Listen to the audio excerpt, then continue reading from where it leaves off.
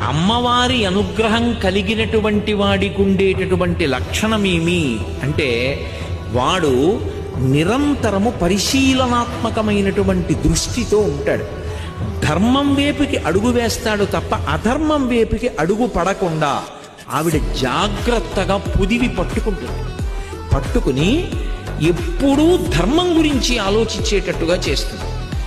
అది మనిషిని రక్షిస్తుంది. మనుష్య జన్మయందు పునర్జన్మని పరమేశ్వరుడు నిర్ణయము చెయ్యడు. అమ్మవారి అనుగ్రహం కలిగినటువంటి వాడికి ఉండేటటువంటి లక్షణమేమి అంటే వాడు నిరంతరము పరిశీలనాత్మకమైనటువంటి దృష్టితో ఉంటాడు.